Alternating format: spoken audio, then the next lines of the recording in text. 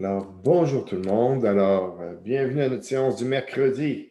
Alors, aujourd'hui, on va compléter l'étude des théoriques des pathfinding. Ça va être très court. Et on va regarder en pratique ce que ça va donner. Alors, ce qu'on va faire, donc, je vais vous faire une démonstration au moins sur des algorithmes naïfs. On va regarder également un site qui vous donne un petit peu des indications sur comment aborder le pathfinding. Kyle, je pense qu'il voulait peut-être vous faire une petite démonstration du pathfinding dans Unity, si on a le temps. Et on vous parlera également de ce que vous aurez à faire comme troisième travail pratique. Alors, est-ce que j'ai oublié quelque chose, Kyle? Non, ça me semble bien en ordre. Déjà trop, d'ailleurs. Bon, alors, OK. Je vais d'abord vous partager donc mon écran et nous allons y aller. Oups. Voilà. On va juste aller ce qui nous reste. Bon, je vais juste reprendre à l'algorithme Best First Search parce que là, on commence à travailler dans des algorithmes intelligents. Lorsqu'on parle d'algorithmes intelligents, on parle d'algorithmes qui sont ici non seulement intelligents, excusez-moi, mais informés. Alors, la notion d'intelligence, comme on dit, c'est une notion qui, en IA, est toujours très relative. Euh, j'ai parlé avec un de mes collègues chez Eidos, puis lui, il dit, écoute, je préférerais que tu utilises le terme adaptatif. C'est plus proche de la réalité, capable de s'adapter à la situation, mais une situation dans les algorithmes précédents, une situation qu'il découvrait au fur et à mesure qu'il progressait. Alors, je pense que la plupart d'entre vous avaient déjà joué avec des jeux où il y a une notion de brouillard de guerre. Hein? Alors, donc, vous découvrez la carte petit à petit, la carte se dévoile au fur et à mesure de vos avancées. Bon, c'est peut-être pas tout le monde, mais beaucoup d'entre vous ont certainement joué à ce genre de jeu. On peut qualifier nos algorithmes non informés qui sont un peu dans votre situation. C'est-à-dire, ils savent qu'ils cherchent quelque chose, mais ils n'ont tellement aucune idée de où ça se trouve et ils n'ont aucune idée de la configuration de la carte. Alors donc, ils peuvent rapidement se ramasser dans des problèmes. Les algorithmes plus adaptatifs comme Dijkstra sont capables déjà de faire mieux, de s'adapter à la situation au fur et à mesure qu'ils la découvrent. Bon, alors déjà, c'est une avancée. Mais là, avec les algorithmes qu'on appelle informés, eux, c'est qu'on leur donne déjà de l'information. On leur donne vraiment une information qui peut être qui est au minimum, c'est-à-dire l'information de où est-ce que tu veux aller. Alors donc, il ne s'agit pas ici de trouver quelque chose dans notre carte, il s'agit de trouver comment il s'y rendre de la façon la plus efficace. Bon, alors donc, l'algorithme, le premier qu'on voit ici, c'est le Best First Search, qui peut donner, on l'a vu dans les démos, de très bons résultats dans certains cas, des fois meilleurs que A-Star, mais en moyenne moins bons que A-Star. Alors, l'algorithme Best First Search va donc savoir déjà où se trouve la chose et il va calculer pour chacune des cases, finalement, la distance qui le sépare de ce point. Alors, quand on parle de distance, je vais vous ramener mon petit logiciel de l'autre jour. Attendez, on va le fermer. Lui, on va le réouvrir.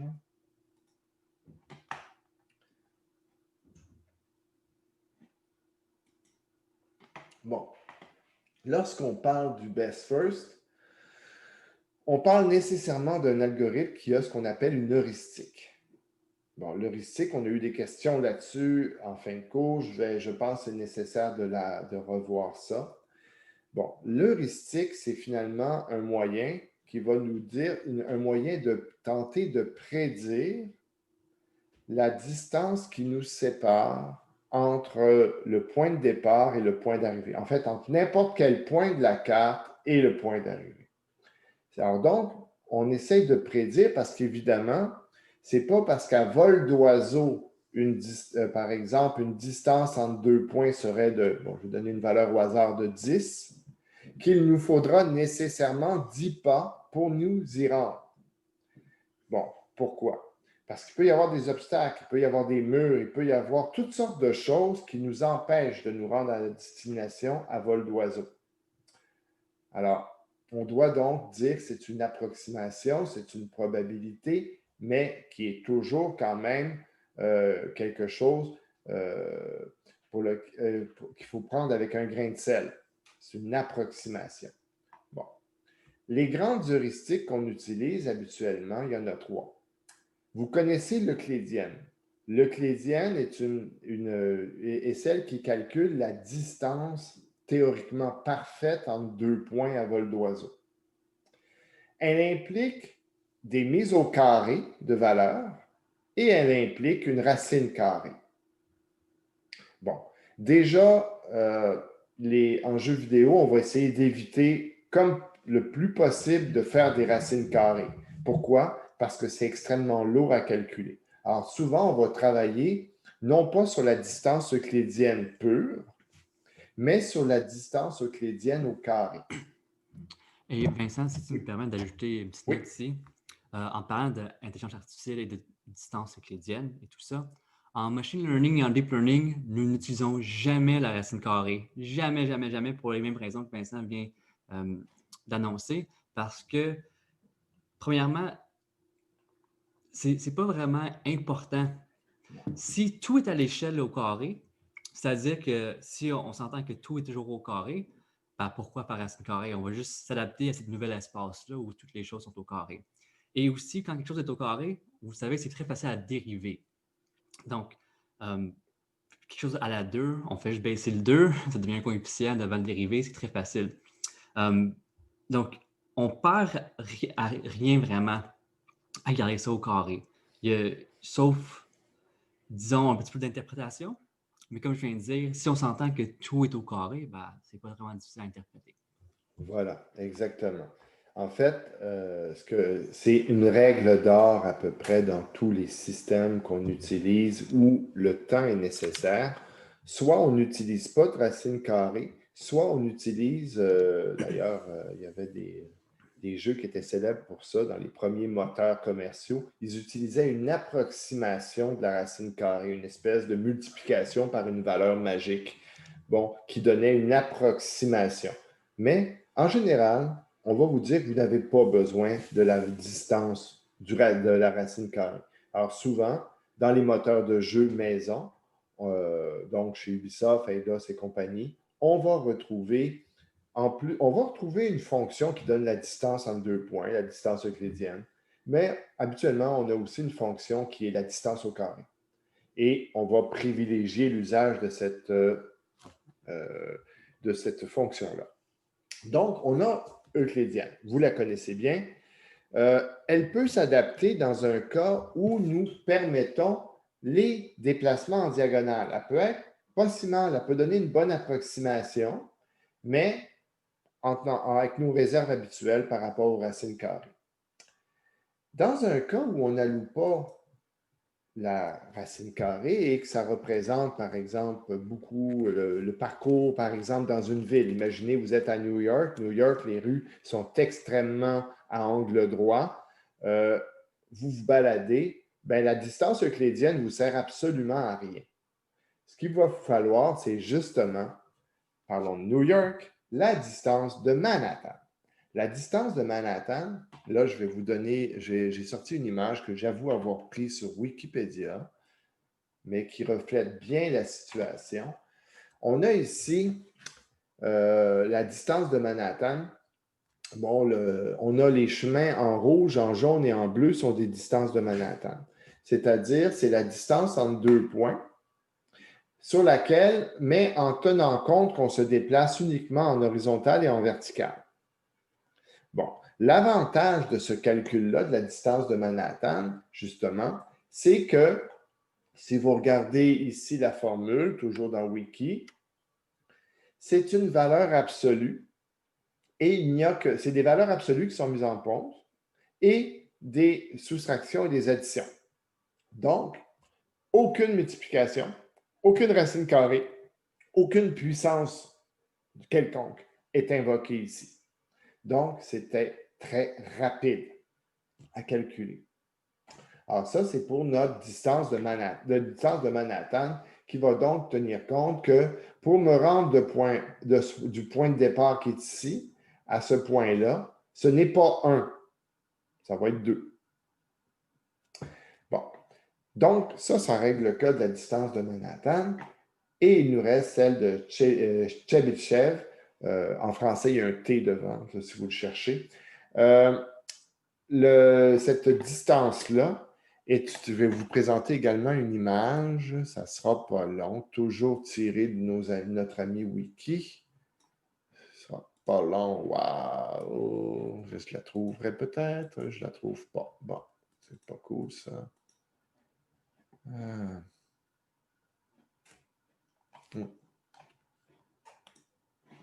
Un instant, je reviens. Bon, OK, je vais vous la présenter sous cette forme-là. On va le regarder. Vous voyez ici, la distance de Chebyshev, ce qu'elle fait, c'est qu'elle calcule la distance maximale en X et en Y. Alors, elle regarde la distance en X, la distance en Y, et elle dit, bien, la distance, c'est le plus grand des deux. Alors, c'est pour ça que, par exemple, si je regarde ici, la distance en Y de ce point-là, c'est 1, mais en X, c'est 5. Donc, on va garder 5. Bon, là encore, vous comprendrez que la distance de Chebyshev est une distance qui se calcule extrêmement facilement. On parle donc d'une comparaison entre une valeur absolue de soustraction. Est-ce que ça va? Alors évidemment, on doit répéter ça. C'est pour chacune des dimensions explorées. OK. Alors, ça présente donc les heuristiques. Alors, on se comprend, les heuristiques, c'est une méthode de calcul où, imaginons que je veux je veux aller à ce point-là. Je vais calculer pour chacune des cases quelle est la distance qui la sépare du but. Alors, par exemple, si je vais choisir dans ma case qui est ici, si je vais choisir la distance de Manhattan, de euclidienne, je vais avoir des 1 tout autour de mon point rouge parce que ça me prend 1 pour m'y rendre. Et ici, à 1 d'écart, je vais avoir que des 2 qui vont se mettre. Ça, c'est si je choisis euclidienne. Si je choisis Manhattan, bien, je vais avoir un 1 sur la croix, c'est-à-dire au nord, à l'est, au sud ou à l'ouest. Mais en diagonale, ça va être des 2 parce que ça me prend 2 selon la distance de Manhattan pour me rendre là. Alors donc, je vais, pour un algorithme de type informé, ce que je vais devoir faire, c'est un pré-traitement. Un pré-traitement qui va prendre mon modèle et qui va calculer pour chacune des cases la distance qui me sépare du but. Alors, on n'oublie pas, ce n'est pas une distance pure, c'est une distance qu'on pourrait qualifier d'approximative et même, je dirais, d'optimiste. Bon. Est-ce qu'on a beaucoup de choses dans le chat? Je te laisse aller dans le chat finalement. Je vois que tu y travailles déjà. Pas de questions encore. Pas de questions. Parfait. Alors, est-ce qu'il y a sur les heuristiques encore des questions?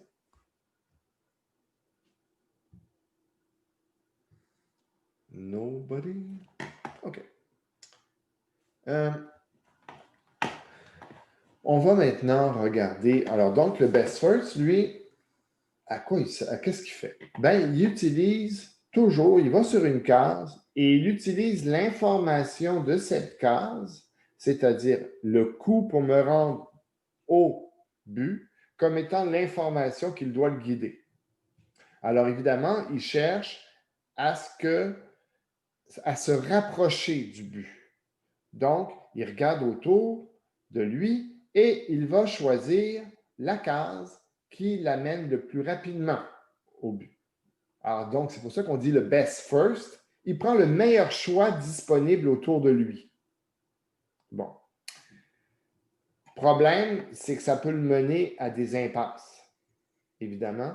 Et dans certains cas, il pourrait ne pas trouver théoriquement la solution.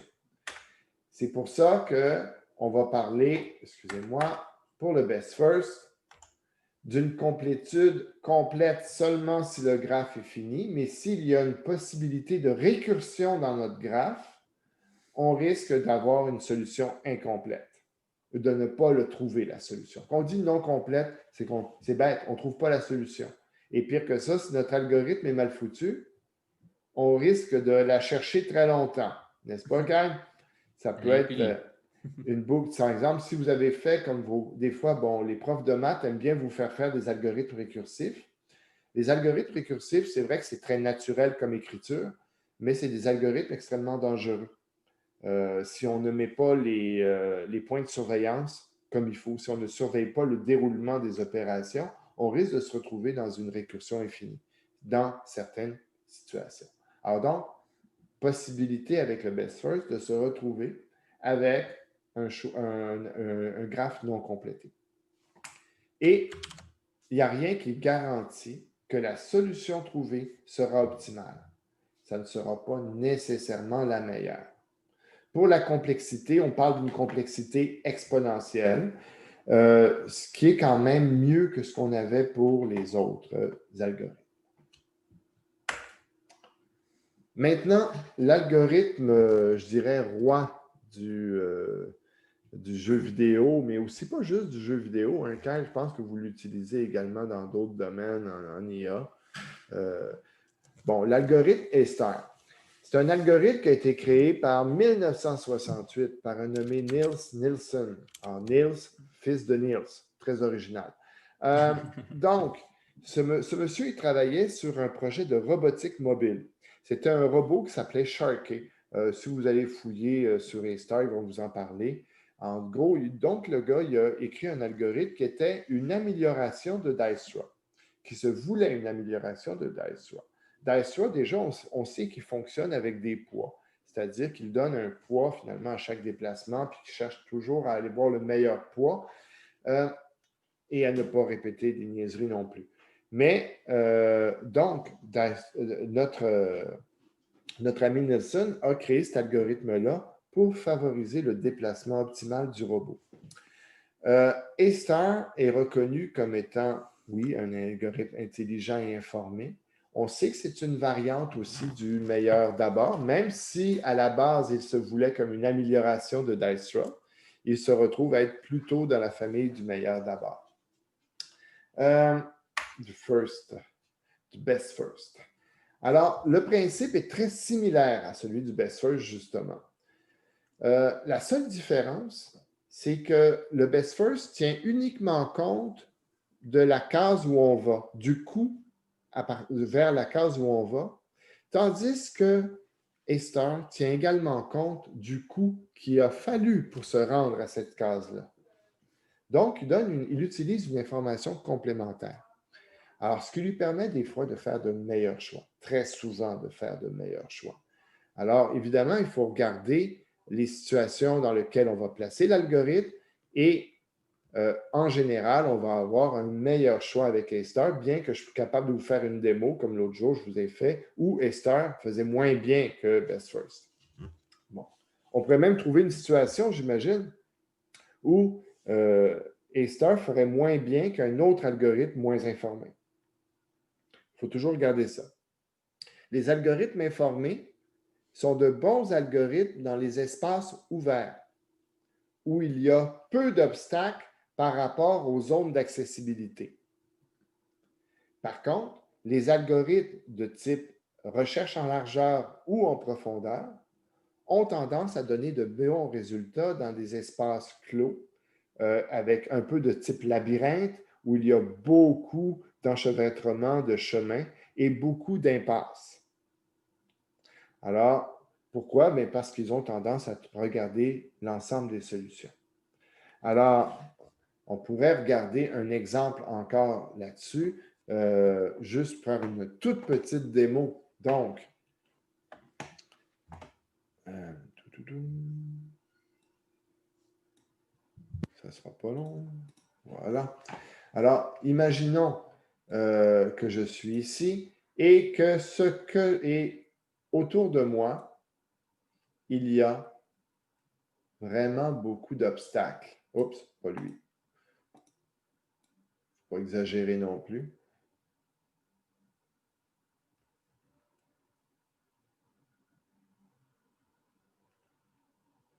Bon. Alors, je pense que c'est suffisant pour notre test. Est-ce qu'il y a de l'écho, Kyle? Ça, je pense qu'il est bloqué pour le rouge. Ah oui. Je n'ai pas le coordonnées ici. Oui, voilà. C'est cool. Il est débloqué. Est-ce qu'il y a de l'écho sur la ligne quand je parle? Non, moi, j'ai pas de problème OK. sur l'audio. C'est beau. Non, c'est pas. J'ai un nouvel écouteur, un nouveau branchement, puis il fonctionne mieux que le précédent, donc j'ai l'impression que j'entends plus fort. Alors, Je comprends. OK. Alors, regardons, on va faire un test tout d'abord avec la recherche en largeur, la classique.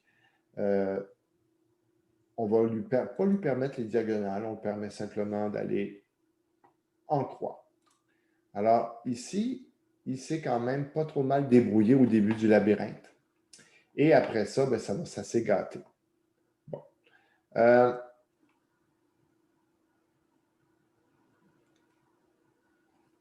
Alors, si au début, ça a été très rapide, on voit que là, ça devient vraiment, vraiment pénible par la suite.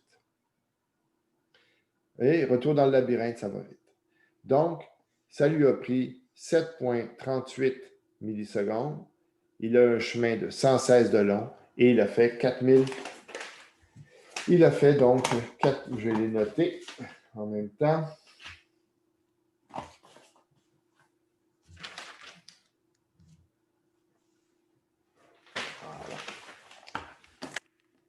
Alors, on va donc se le dire, un chemin d'une longueur de 116, il a fait 7,38 millisecondes de recherche et il a fait 4343 opérations en gros. Parce que bon, ça dépend toujours. Ici, il faut faire attention quand on va faire des tests, c'est que le nombre d'opérations, c'est variable. Il faut juste que ça soit uniforme. Qu'est-ce qu'on appelle une opération? Par exemple, dans certains cas, ça pourrait être simplement le nombre de nœuds visités. Bon. Dans d'autres cas, ça va être tout l'ensemble des opérations qui vont être prises en compte, comme la création du modèle, par exemple. Alors, ici, donc, on a ça pour le breadfirst. On efface tout ça. On va s'essayer maintenant avec Dijkstra. Toujours, on enlève les diagonales. On voit qu'on n'a pas d'heuristique. On est donc dans un algorithme peu informé. On démarre. Au début, ça ne s'est pas trop mal passé. Ça semble aller un brin plus vite que dans l'autre. Mais bon, c'est peut-être une idée que je me fais. Et on retombe dans le labyrinthe éventuellement, mais pour l'instant, il est encore pris à tester toute la carte. On voit qu'il la teste systématiquement toute la carte. Et finalement, ça s'accélère un peu dans le labyrinthe. Le chemin n'est guère meilleur. Et l'impression qu'on avait qu'il avait été plus rapide était fausse finalement parce qu'il a pris 9,77 millisecondes et il a fait 4339 opérations, un brin moins d'opérations. Ah oui, excusez-moi, il faut que je vous avertisse, je ne sais pas pourquoi je note vraiment le temps. J'ai remarqué que de toute façon, ce logiciel-là semble être très sensible à des variations externes. Alors, le temps vaut ce que ça vaut. C'est bon. En passant, tout le monde, si vraiment votre algorithme prend 9,7 millisecondes, ça ne paraît pas comme beaucoup, mais c'est quoi? Si on a un jeu 100 FPS et disons un ennemi doit retrouver le chemin vers le joueur à chaque frame, doit recalculer le chemin vers le joueur à chaque frame parce que, comme vous savez, le joueur il va se déplacer à chaque frame dans la plupart des situations, bah, sur notre 60 FPS, on a combien de millisecondes entre frame qu'on cible? On cible, si je ne me trompe pas, c'est comme 16 0.7. secondes. 16.7, si on arrondit, 16.7 millisecondes. Donc, 1 divisé par 60, on nous donne cette valeur-là. On vient de prendre plus que la moitié du temps juste pour le pathfinding. Alors que le budget de l'IA dans un frame, là, on parle de budget, si on regarde le 16 millisecondes, le 16.7, il y en a quelle partie qui va à l'affichage, quelle partie qui va à la physique, quelle partie qui va à l'IA, quelle partie qui va au gameplay. Le budget de l'IA ne dépasse jamais 25% du total. Mm-hmm. C'est sûr qu'on peut. Bon, je sais qu'au cégep, on ne parle pas de multithreading, on ne parle pas d'utiliser plusieurs cœurs sur un processeur, malgré qu'ils sont rendus vraiment nombreux de nos jours. Mais quand même si on a une belle architecture où l'IA roule son propre processeur, avec d'autres choses qui viennent en jeu et d'autres contraintes qui viennent également avec le multithreading, c'est quand même beaucoup trop coûteux, 9 millisecondes, si on veut un jeu vraiment fluide à 60 FPS. Là. Mais comme Vincent disait, l'algorithme ici, bon, on ne sait pas comment il est implémenté. Je pense que c'est en JavaScript, qui est notamment plus lourd qu'un pathfinding fait en C, C++, comme dans Unity, par exemple. Mais je fais juste l'annoncer pour garder ça en tête. Puis on a un certain budget, puis des petits millisecondes comme 9 qui ne paraît pas beaucoup, ben pour un jeu, c'est énorme. On parlera tout à l'heure, quand on aura fini le A-Star, on parlera d'ailleurs de stratégies qui sont souvent utilisées en jeu pour rendre le pathfinding finalement intelligent un peu plus et aussi qu'il puisse s'insérer dans le monde, dans le travail normal du jeu. Bon, on remarque ici, je vais vous montrer quand même quelque chose. Vous remarquerez qu'il y a des cases blanches. Ça veut dire qu'il n'a pas... On dit que c'est un parcours quand même proche du parcours en largeur, le Dijkstra, mais dès qu'il a trouvé un chemin, il s'est arrêté. Il n'a pas été chercher des cases, justement, qui ont été vraiment bizarres. Ici, là, les cases blanches, c'est qu'elles n'ont pas été évaluées. Bon. Alors maintenant, on claire ça et on va aller voir le Breadth First Search. Toujours pas de diagonale. Pas le Breadth First, excusez-moi. Le Best First Search. Toujours pas de diagonale. On va y aller par Manhattan en premier. On va par Euclidienne en premier et ensuite on regardera par Manhattan. Alors, pour l'instant, démarrons. Bon, c'est quand même pas mal plus vite que l'autre, on va se le dire. Mais regardons la longueur du chemin qu'il a trouvé. 118. C'est-à-dire que le chemin qu'on vient de trouver avec Best First n'est pas meilleur que celui de Dijkstra. En fait, il est plus mauvais. Dijkstra avait trouvé 116. Comme d'ailleurs Breadth First. Alors donc, le parcours en largeur et Dijkstra ont trouvé un meilleur chemin que Best First. C'est une première réalité. Par contre, il l'a fait beaucoup plus rapidement. Alors, des fois, ça peut être un choix. C'est-à-dire, on abandonne une certaine optimalité pour avoir plus de vitesse. Alors, évidemment, si on regarde le temps d'opération, j'ai dit que je n'en tenais pas trop compte à cause des caractéristiques de ce logiciel, mais on est à peu près à 2 millisecondes, 2.095. Si on compare au 9.77 de Dijkstra, on a quand même un ordre de grandeur très différent. Et le nombre d'opérations, c'est 450 et non pas 4339 comme dans Dijkstra. Alors, c'est presque le 10e. Bon. Alors donc, ici, déjà, Best First donne un bon rendement. Allons voir avec Manhattan maintenant. Manhattan, je claire le path. Il semble qu'il va y avoir des affaires bizarres un peu. Il n'a pas trouvé un meilleur chemin, toujours à 118. On dit qu'il donne l'impression d'avoir pris moins de temps, mais bon, c'est douteux. Mais surtout, il a visité plus de nœuds. Donc, avec Manhattan, dans ce cas-là, c'était moins bon comme heuristique. Parce qu'on n'a pas un meilleur chemin, mais on a visité plus de nœuds pour y arriver. Et finalement, nous allons regarder Tchéletchev.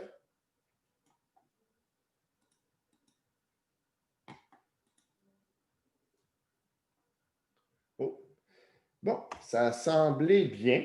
En fait, ça a été l'heuristique qui a donné, dans ce cas précis, on s'entend, là, arrivez jamais, Chebyshev est toujours meilleur que les autres. Non, non. Dans ce cas précis, nous avons une meilleure longueur avec Chebyshev. Et en fait, on a obtenu toujours 118, donc ce n'est pas génial, mais on a quand même le moins d'opérations avec 431 et également le plus faible temps avec 1,56. Bon, maintenant, allons voir A-star. A-star, on va faire le même travail. On va commencer par l'euclédien. On va aller lui dire qu'on ne veut pas de diagonale, naturellement. Attendez, je vais juste vérifier un truc que je n'ai pas fait de gaffe tout à l'heure. Ouais, je l'avais enlevé. OK. Alors donc, pas de diagonale. On a une heuristique euclédienne. On a calcul de la distance euclédienne. Et allons voir ce qui se produit. Bon, là, je sens qu'A-star n'est pas le meilleur. Loin de là. Je sens qu'A-star va me sortir une solution plus lente. En fait, je me suis demandé, c'est-tu vraiment un A-star qu'ils ont implanté? Bon. Dans ce cas-ci, il semble que le A-star nous ait donné un résultat un peu étrange. Avec la distance euclédienne, on parle, donc oui, on a trouvé à nouveau un très bon chemin, mais on n'a pas de... ça a pris énormément de temps à le trouver. En fait, il aurait été théoriquement le pire. Et il aurait fait quand même 3428 opérations. Je me demande ce que vaut le A-star, honnêtement, Kyle. Il me semble étrange. Mais bon, on va regarder Manhattan maintenant.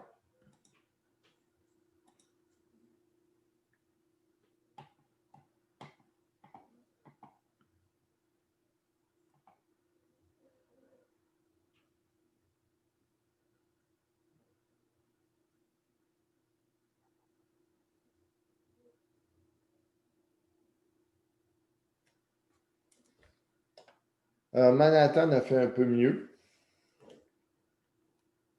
en termes de temps et en termes de nombre d'opérations.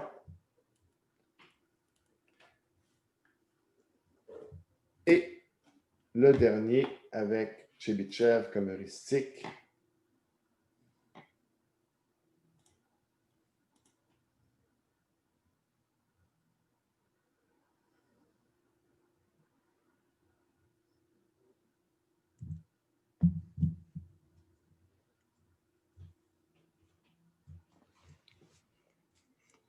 Donc, il ne faut pas oublier que A-star, c'est, disons, un squelette d'algorithmes.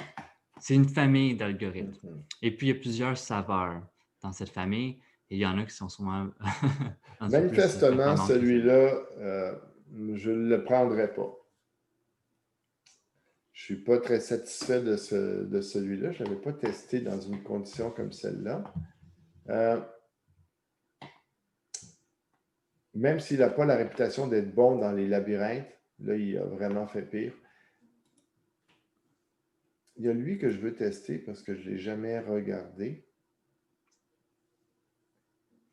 ID A-star, je ne sais pas si c'est justement une amélioration du A-star de base vanille. Regarde, il bug. Il gèle. Bon. De toute manière, tu vas montrer l'autre site, je ne me trompe pas? Ben, voilà, on y va tout de suite. Ouais. C'est bon. Alors, bye-bye, nos amis. On va le fermer, lui. Alors, donc, je vais juste terminer sur A-star avant d'aller plus loin. La complétude, c'est complet. Donc, c'est un algorithme qui nous garantit une solution, que le graphe soit ou non récursif. Il est optimal, il va nous trouver la meilleure solution. Complexité en temps. Normalement, le pire cas, c'est exponentiel, mais c'est le pire cas. Le cas moyen, c'est un cas logarithmique. Alors, ça me semble moins pire, hein, quand même? Avant, tout était pas mal exponentiel. Hein? Là, dans ce cas-ci, ça n'a pas donné. On a dû tomber dans le pire cas. Mais dans un cas normal, apparemment, on a un cas de l'ordre de log de H, de l'ordre de l'heuristique de la source. H de source, ça veut dire heuristique de la source. Donc, théoriquement, on obtient quelque chose de bien. La complexité en espace exponentielle comme moyen linéaire. Bon. Bien qu'à mon avis, comme moyen, ça devrait être meilleur cas, mais c'est une idée comme ça. Je ne sais pas pourquoi ils ont dit moyen. OK. Alors, ici, on va aller voir un autre site, comme Kyle le disait. Bon, c'est un site, peux-tu le mettre dans le chat? Peut-être qu'il pourrait y aller également. C'est un site qui est quand même bien, qu'on a choisi d'utiliser. Là, c'est en anglais, on est dans un cégep francophone, mais bon, ça donne que les Anglais sont plus nombreux à écrire. Alors, ils nous ont sorti un site qui est très, très bien, qui visualise bien justement les différents patterns. Ce qui est bien avec ce site-là, c'est qu'il part de l'implémentation d'un breadth first search, donc d'une recherche en largeur. Il saute à une recherche, un Dijkstra, pour terminer avec un A-star. Bon. Et il y va progressivement pour vous montrer un peu comment ça se passe.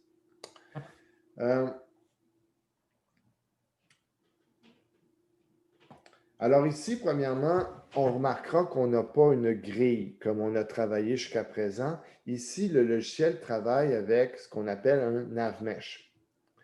Bon, un navmesh, c'est quoi? C'est, imaginez que vous avez une surface dans un jeu vidéo.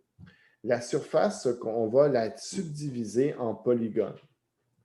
Chacun de ces polygones va permettre normalement le passage de notre personnage ou de notre NPC. Et ici, notre graphe, finalement, est bâti en disant chaque nœud, c'est une zone de notre navmesh, un polygone de notre navmesh, et les arcs, c'est les possibilités qu'on a de passer d'un des nœuds, donc d'une des zones du navmesh à une autre. Alors, par exemple, si vous regardez en haut, tout en haut, au coin gauche, on voit qu'on a 3 zones contiguës. Et alors ici, celui qui est au coin gauche aurait normalement un arc avec lui et un arc avec lui. Ce qui permettrait normalement le passage dans ce coin-là. Bon, alors ici, vous remarquerez que les navmesh également ne sont pas très serrés dans la mesure où les zones d'inaccessibilité, les murs finalement, permettent de délimiter plus facilement le navmesh et vont réduire, quand on regarde ça réduit beaucoup la taille du graphe. Si on la compare à l'autre, je veux juste vous le remontrer, l'autre 2 petites secondes. Vraiment pas long. Mais on va juste essayer d'évaluer la taille de notre graphe. Imaginons que c'est ça notre carte. Tout ça. Alors, chaque case, ça devient un nœud. Chaque nœud peut avoir jusqu'à, bon, si on alloue les diagonales, chaque nœud peut avoir jusqu'à 8 arcs qui en sortent. Ça fait beaucoup de choses à visiter. Alors, évidemment, c'est là que la non-performance de certains algorithmes dans certaines situations peut se révéler. Mais si, au contraire, on a ceci, ben, on a beaucoup moins de nœuds, beaucoup moins d'arcs. Bon. Si tu te baisses un petit peu, justement, ils vont pouvoir voir à quel point c'est plus léger. Oui, on a quelque part, attends, c'est un peu plus bas qu'on a une grid. Hein? Regardez, ici, on a le navmesh. Et là, regardons avec une grid. Alors, je ne sais pas si vous voyez la différence. Ben, je suis sûr que vous la voyez. La différence de complexité du graphe est évidente. Bon, alors c'est surtout pour ça qu'on va préférer passer dans un navmesh. Et d'ailleurs, tout à l'heure, Kyle va vous faire une démonstration de ce type d'utilisation d'un graphe. d'un NavMesh avec Unity. Bon. Alors, ici, donc, si on parle d'algorithme, ce site, je vous le montre parce que vous allez devoir l'explorer un peu par vous-même. Nous, on va commencer à vous le montrer un peu comment ça fonctionne. Il va donc présenter le Breadth First Search, la recherche en largeur. Il va présenter Dijkstra et finalement se terminer sur Install. Bon. Ici, on a une autre représentation de la recherche en largeur du Breadth First. Alors, si vous le regardez, on peut démarrer, par exemple, je peux positionner au point de départ et dire, fais une animation. Alors, on voit la zone de frontière, les cases bleues, qui représentent la zone de recherche. Donc, on voit comment il a couvert notre graphe à la recherche de quelque chose. Ici, on n'avait pas d'éléments à chercher, naturellement. Bon.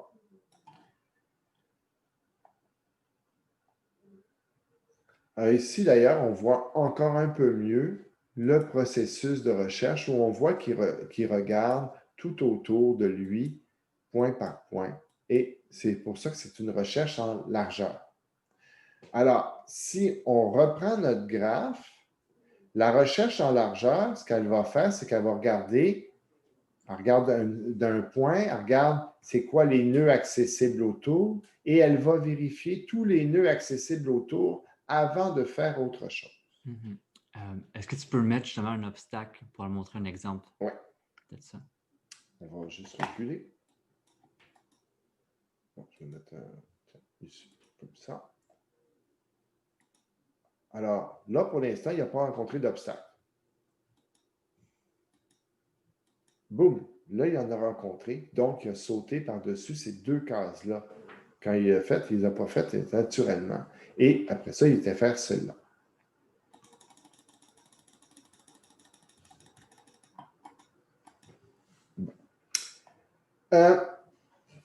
Ici, ils sont gentils.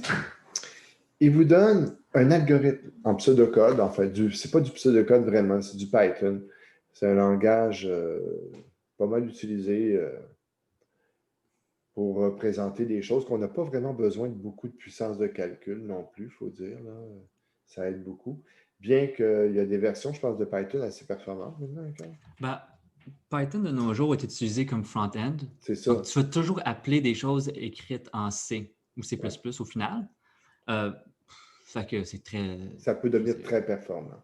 Tout le AI, TensorFlow, PyTorch est en Python. Tout le monde du AI, puis Machine Learning est en Python parce que c'est sous le capot, ça appelle du C. Donc, Python, c'est juste tellement convivial, puis on n'a pas de perte de performance. Il faut voir qu'à la base, c'est très, très populaire chez justement les scientifiques qui n'étaient pas nécessairement des informaticiens. Maintenant, je vais peut-être avec vous, faire du Python, c'est pour des jeunes comme vous, là, c'est une obligation d'apprendre ça. Honnêtement, oui. Surtout à l'université. Oui. En Sciences Info, je ne sais pas. Je ne sais pas si c'est à Sherbrooke qui font un peu de Python. Il y a d'autres cégeps que les autres, c'est du Python au complet. Il y a quelques universités aussi qui en ont. Polytechnique, leur premier cours est en Python. OK. Ouais. C'est quand même censé. Leur deuxième est en C++. Ouais, il y a un saut. Ça marche. Bon. Alors, ici, ce qui est important, évidemment, Python, ce n'est pas le C#, mais c'est un langage informatique et pour lequel vous êtes capable de trouver des équivalents au terme assez facilement. Par contre, ça va vous obliger à vous ramener votre esprit un petit peu en 202 lorsque vous avez étudié les structures. Alors, les principales structures que vous avez dû étudier normalement en 202 sont la liste, la queue et la stack. Ces trois structures-là, vous en aurez besoin pour résoudre les problèmes qu'on va utiliser. Alors, la queue, qu'est-ce que c'est? Eh bien, c'est une structure, premièrement, est-ce que vous vous souvenez des affaires du genre first in, last out, first in, first out, et des choses comme ça? Ça vous dit quelque chose? Le chat est silencieux, donc je me dis que la réponse est Bon. non. Allez, vas-y, le prof de 202. Là. Pour être honnête, je ne m'en souviens même pas si je l'ai montré OK, d'accord. l'année dernière à cause. Bon. Oui, je sais, on était dans des Euh, situations particulières. ouais. Mais tout le monde a vu la liste. Donc, la liste la plus importante. Moi, je me souviens que nous avons vu les. Comment dire? Les limites de la liste, les dangers de la liste. Donc, c'est quoi le problème de retirer au centre? Il faut tout décaler. Pourquoi est-ce que c'est plus facile d'ajouter à la fin? Ça, on l'a vu. Et c'est suffisant pour comprendre la file queue et la pile stack. Dans le fond, tout le monde, c'est des listes, mais avec des opérations restrictives. C'est-à-dire que, vous savez, dans une liste, nous pouvons ajouter au centre. Bon, ben avec une pile, nous n'avons pas le droit d'ajouter au centre. On vient restreindre cette opération-là. On vient complètement la couper. Nous avons juste le droit d'ajouter à la fin. Donc, disons que pour visualisation ici, ma liste contient des éléments que je mets un par-dessus l'autre. Imaginez une pile d'assiettes. C'est ça. J'ai juste le droit de mettre une assiette sur le top, comme au buffet chinois, avant de tomber malade. Donc, je ne vais pas enlever l'assiette complètement en bas. Je ne vais pas enlever la première assiette. Je ne vais pas enlever l'assiette au centre non plus. Ce serait vraiment insensé. Je vais prendre celle sur le dessus. Autrement dit, la dernière assiette que je mets sur la pile va être la première assiette que je vais retirer de la pile.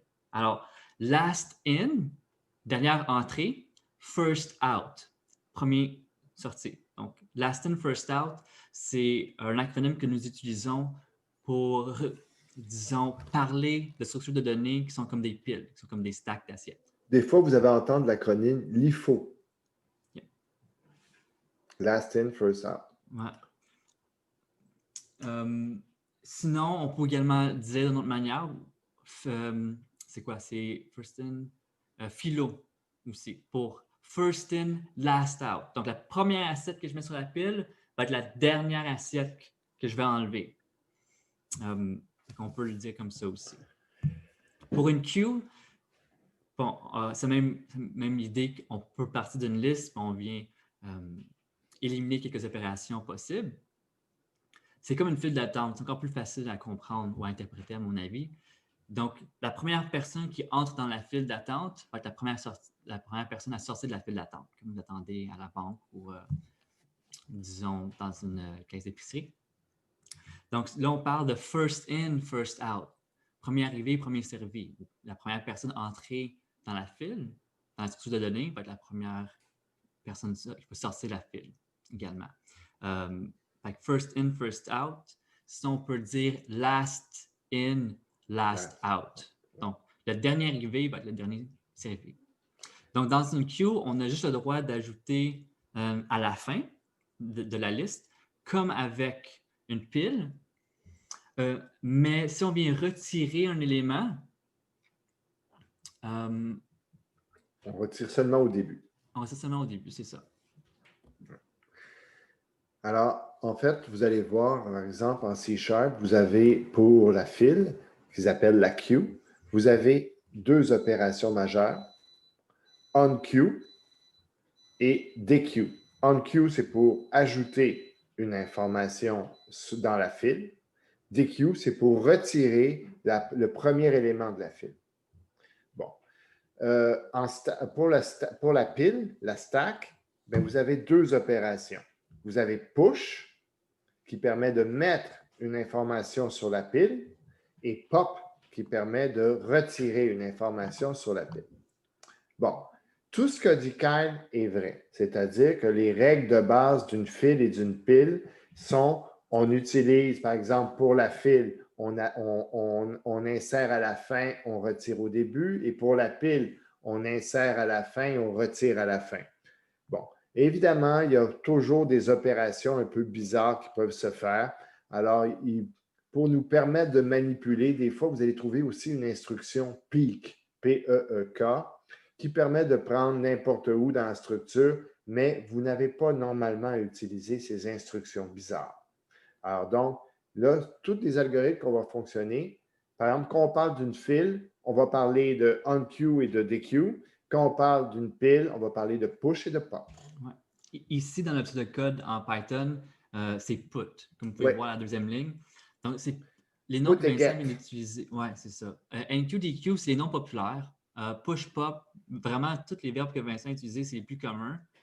Ici, dans cette classe de Q pour Python, ils ont utilisé put, ce que je trouve bizarre. Get, je trouve ça bizarre aussi. Moi, C'est pas les. je peux te donner l'explication. C'est parce que pour nous, push, pop, DQ, on Q, ça fait référence à un historique de la science de l'informatique, une Ouais, évolution. Tandis que Python, c'est fait pour des gens qui ne sont pas des informaticiens, qui étaient faits des mathématiciens, des physiciens, des chimistes, des gens ou des biologiste. biologistes, des gens qui n'ont aucune culture de l'informatique et ils cherchaient un verbe simple qu'ils pouvaient comprendre parce que on Q, DQ, peut-être qu'ils n'auraient pas compris. Push et pop non plus. C'est vrai. Mais en tout cas, tu vois, je suis gentil avec eux dans leur pensée. De leur trouver des excuses. Mais effectivement, c'est inhabituel. Bon, alors, on va quand même examiner ce code-là et on va regarder, parce que vous allez devoir l'implanter. Ah oui, ça, c'est la mauvaise nouvelle, on ne vous a pas dit. Hein? OK. Vous allez devoir implanter des graphes en C#. Alors, j'espère que vous allez bien maintenant écouter. Alors, ici, qu'est-ce qu'on a? On part, notre algorithme, on a déjà notre graphe de fait. C'est-à-dire qu'on a déjà une structure de données. Ça se peut être un tableau, ça se peut que vous avez monté votre graphe dans un tableau, c'est tout à fait correct. Ou c'est un avmesh aussi, c'est tout à fait correct. Mais vous avez un graphe. Le graphe dans lequel vous savez comment vous allez, ce qui est accessible et ce qui est inaccessible, etc. Bon. Donc, on va créer la file, Q. On va aller mettre dans la file le premier élément, notre point de départ. Donc, ici, dans cet algorithme-là, notre point de départ, c'est start. Start, c'est quoi? Bien, c'est le point de départ dans notre graphe, tout simplement. C'est l'endroit où on part. On connaît notre but, on sait qu'il est quelque part, mais pour l'instant, bon, ben, écoutez, on ne l'a pas trouvé. Donc, on dit, je mets ça dans la pile. Et ici, eux, ils fonctionnent avec reach, c'est un cas, ils ont mis dans une file, dans une liste. Reach, ah oui, là, c'est un set. Alors, Kyle, des sets, il n'y en a pas, je pense, habituellement. On va le faire avec une liste. Eux, ils utilisent un set. Un set, c'est une liste non indexée. C'est une liste qui n'a pas d'ordre désordonné. C'est un sac magique, comme on dit ND. Mais bon, nous, on va utiliser une liste, tout simplement, je pense. Oui.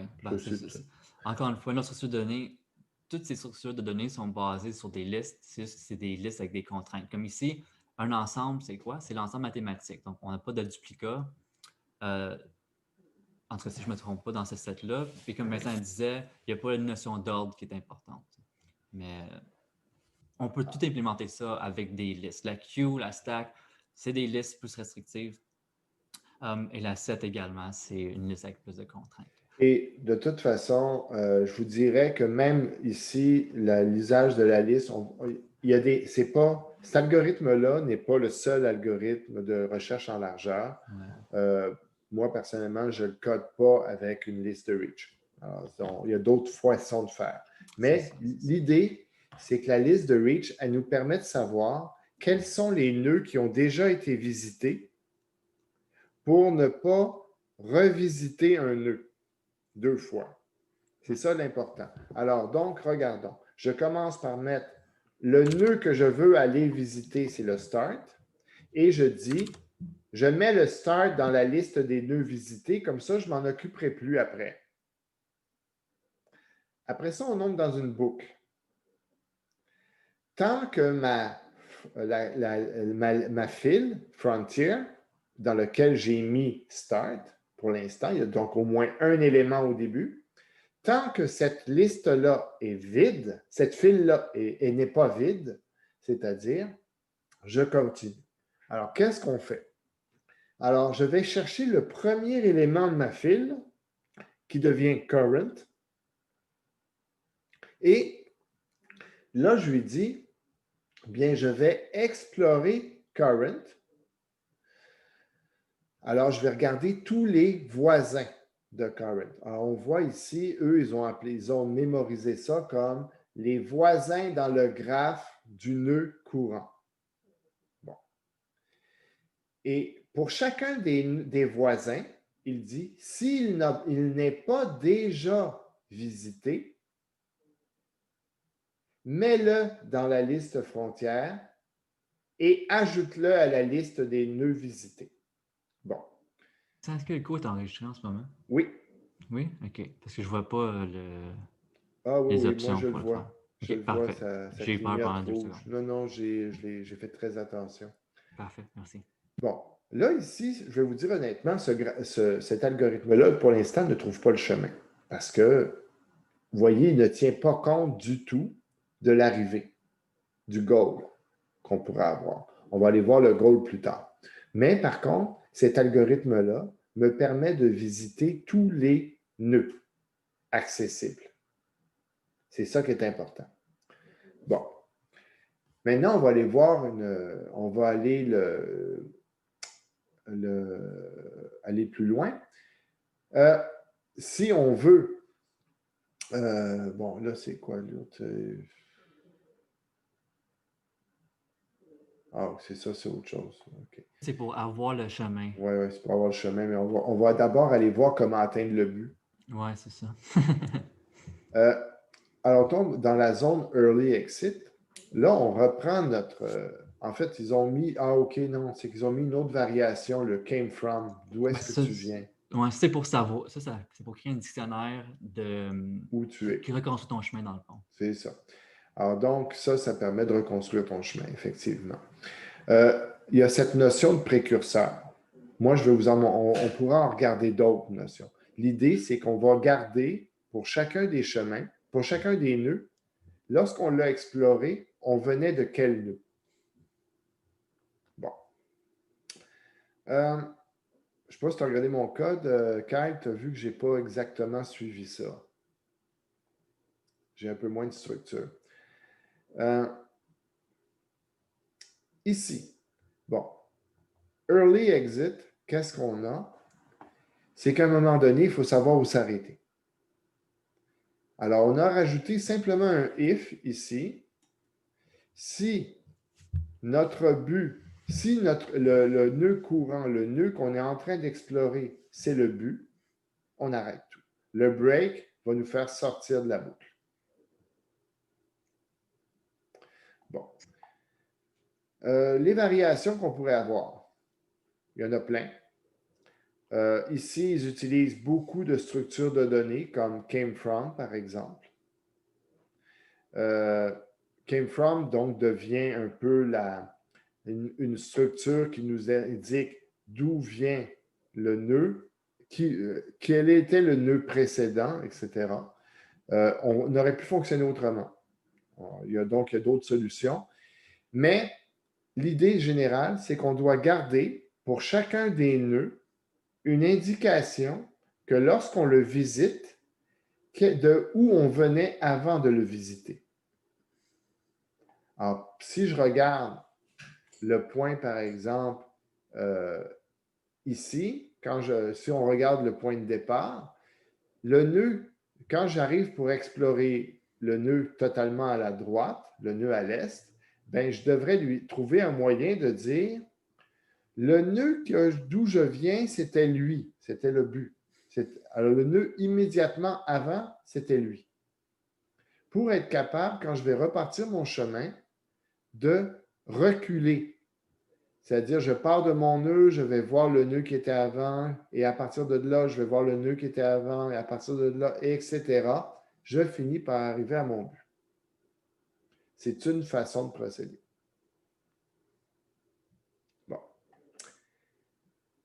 Karl, avant qu'on leur parle du TP, est-ce que tu veux présenter le NavMesh? Quelle heure? 10h55. Il te reste 35 minutes à peu près. As-tu le temps?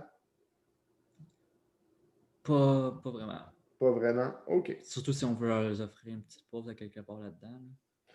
En fait, ben écoute, comme tu veux. Moi, ça ne me dérange pas. Est-ce qu'on leur parle du TP? Est-ce qu'on... Est-ce que l'énoncé est On n'a pas écrit? d'énoncé rédigé. Mais en gros, ce qu'on veut leur faire, on est capable de leur montrer.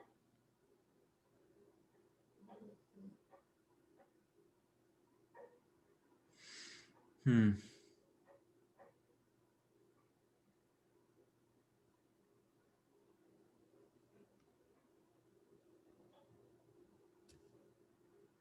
Je suis en train de calculer le temps que ça prendrait.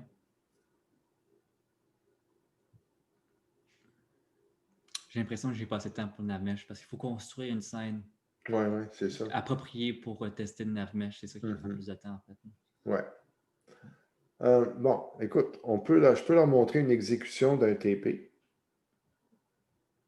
Puis à partir de là, ils vont partir. Bon, le prochain TP en particulier, c'est qu'on veut vous faire coder des algorithmes. Et en fait, il n'y a pas vraiment d'intérêt à ce qu'on le fasse dans Unity. En fait, si on voulait le faire dans Unity, ça nous demanderait un énorme temps pour mettre en place tout un UI, toute une scène. Donc, on veut vous amener à coder des algorithmes, mais cette fois-ci purement en C#. En gros, ce qu'on veut avoir ici, c'est un programme qui va être capable de lire une carte. Alors, je vais présenter un exemple de carte que vous pourriez être amené à lire. Ah oui, il faut savoir qu'on va vous envoyer un projet à compléter qui va déjà contenir certains éléments qui vont, si on veut, vous permettre de vous concentrer sur les algorithmes sans avoir besoin de créer certaines choses. Alors, regardons un petit peu cet aspect-là. Je vais d'abord rechercher le genre de carte. Bon. Alors, si vous regardez à l'écran,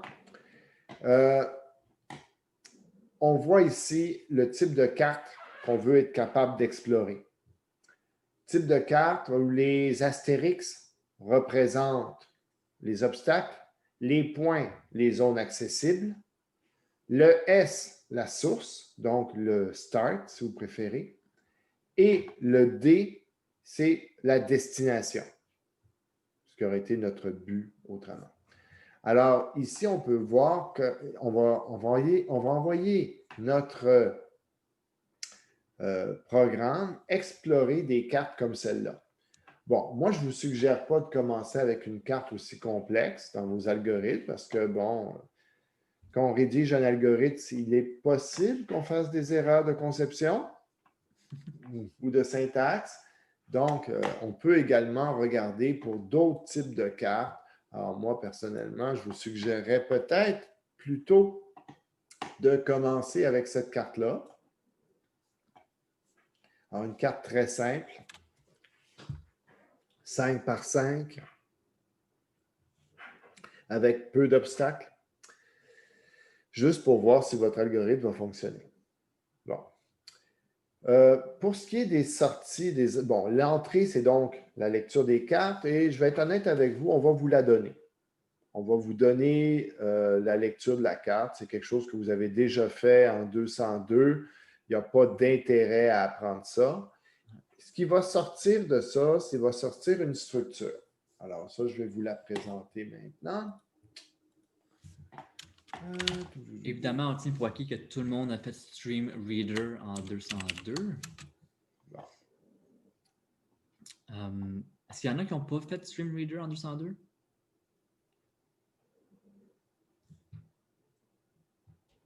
Vous avez tous lu dans un fichier texte?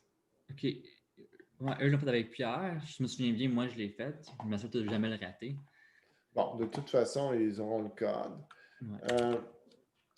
La carte, je vais juste vite la présenter. De toute façon, c'est quelque chose que vous ne devriez pas avoir à toucher généralement. À part peut-être le chemin d'accès. Le chemin d'accès, ça va dépendre où vous allez placer vos cartes par rapport à votre projet. Évidemment, ben là, moi ici, on part de l'exécutable puis on cherche à se retrouver quelque part. Donc, j'ai un chemin d'accès.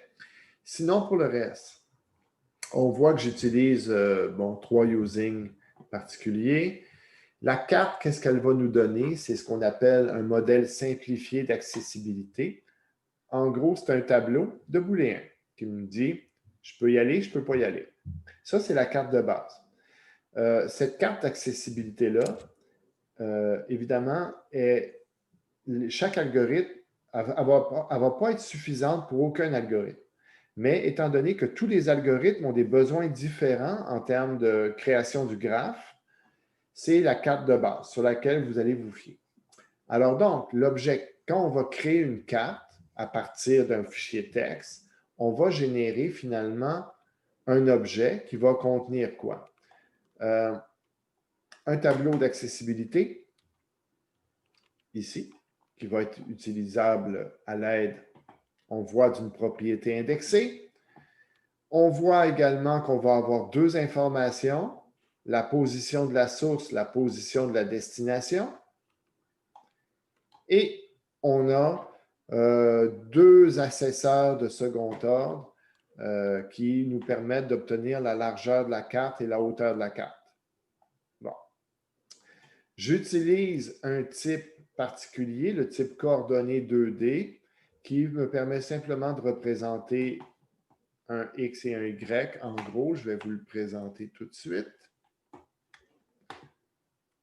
Bon. J'en ai profité pour vous ramener. Est-ce que vous avez vu les structs? Oui, moi j'ai commencé avec les structs Cool. avant les classes. Dans le fond, pour expliquer la différence entre type valeur et type référence, je ne sais pas si Pierre et Patrice le font. Mais tout le monde devrait comprendre type référence contre type valeur au minimum. OK. Alors donc ici, j'ai choisi d'aller travailler avec une struct dans ce cas précis.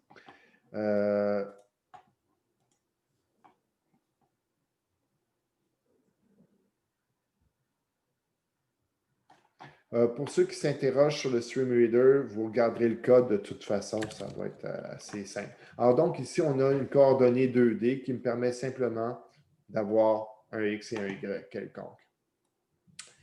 Et c'est une struct immuable, c'est-à-dire que toute coordonnée créée ne peut pas être modifiée.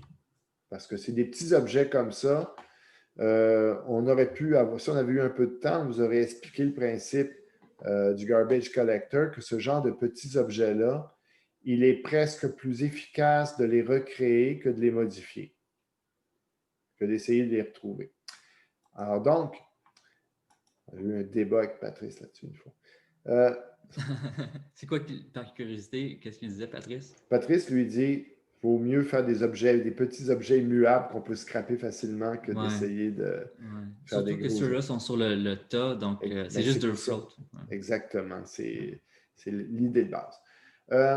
Pour ce qui est de la carte, qu'est-ce qu'elle fait? Pour ceux qui se posaient la question, écoutez, c'est pas très compliqué. Vous regarderez mon lire données carte et mon créer carte et vous allez voir que c'est pas compliqué de faire une lecture dans un fichier texte. Bon, à part ça. Bref, je vous donne ça. Le reste, je ne sais pas si ce qu'on va vous donner de plus. Je pense que c'est déjà pas pire.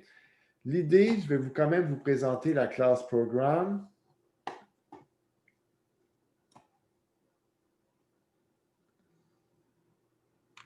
La classe Program, écoutez, c'est pas compliqué. Elle est chargée de rouler les tests. Alors, on a une méthode runTest qui va tenter de faire des choses. Ici, pour l'instant, dans mon exemple, j'ai juste implémenté deux algorithmes, le Breadth First Search et le Depth First Search. Bon. Alors, on peut aller regarder simplement peut-être une exécution de ces choses-là. Bon, ici, c'est vous qui aurez à gérer ça. Bon, comment est-ce que je travaille? Moi, j'ai travaillé. J'ai travaillé avec ce qu'on appelle donc un objet qui me permet de faire tout ça. J'ai travaillé avec un graphe, évidemment. On va voir qu'est-ce que ça implique pour vous. Et on va voir si on parle de graphe, on va parler d'un nœud. Alors, mon nœud, à quoi il est? Alors là, écoute, c'est une version un peu modifiée que ce que je t'ai envoyé hier, Kyle, parce que je ne la trouvais pas assez facile pour visualiser les choses. Alors, j'ai rajouté un petit élément qui permet de visualiser le chemin dans la carte. Alors, on va se rappeler, je vais juste ouvrir des petites choses rapidement. Map 0, map 1, map 2. OK. Alors, si on regarde map 0, je vais me concentrer sur le run test de la map 0.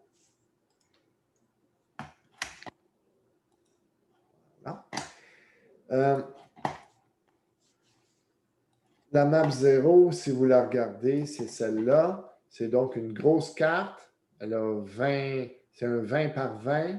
Ouais, c'est pas une si grosse carte d'ailleurs, mais c'est quand même 400, c'est 400 nœuds là, à la base possible. Ça peut être du stock pour visiter. Alors, regardons un peu. On voit ici que j'ai quand même une carte avec beaucoup d'obstacles et avec des corridors, avec des. C'est pas une carte ouverte. Donc, c'est une carte qui va être assez propice pour les algorithmes de recherche en largeur et en profondeur. Alors, regardons l'exécution de ça. Oups. Bon. Alors, ça s'est exécuté. Alors, regardons ce que ça donne. Tout d'abord, pour le Breadth First Search. Alors, j'espère que vous voyez. Je peux pas difficilement faire un zoom là-dessus. Oui, je peux. Super. Bon, on va agrandir. Bon. Alors, si vous regardez, ici, la première, c'est le Breadth First Search, la recherche en largeur. Ici, comment il a fonctionné? Mais ce n'est pas compliqué. Il est parti d'ici. Il a regardé les 4 nœuds autour de lui. Un au nord, un à l'est, un au sud et un à l'ouest. Je vous le dis tout de suite, mon angle de recherche, moi, c'est toujours le même. Nord, est, sud, ouest. Alors donc, ça va toujours être ça pour le Breadth First. On aurait pu faire un autre choix qui aurait été aussi valable. Ce n'est pas un problème. Mais évidemment, ce que je vous dis ça, c'est que si, par exemple, je changeais mon algorithme pour dire le premier que je regarde, c'est le sud au lieu du nord, bien, j'aurais peut-être eu un autre algorithme, un autre chemin qui serait apparu. Mais ce chemin-là, là, ma longueur de chemin n'est pas bonne. Excusez-moi, là, je ne comprends pas. J'ai oublié quelque chose, manifestement. Donne-moi 2 secondes. J'ai fait un changement 5 minutes avant le cours, j'aurais dû le tester.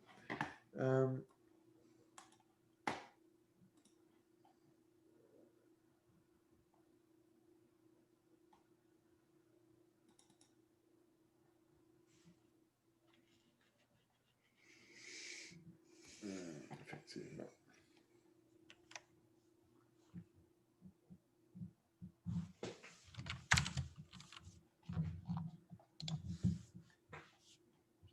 Pendant ce temps-là, Vincent, je réponds à une question dans le chat. Vas-y. C'est quoi la différence entre une struct et une clause?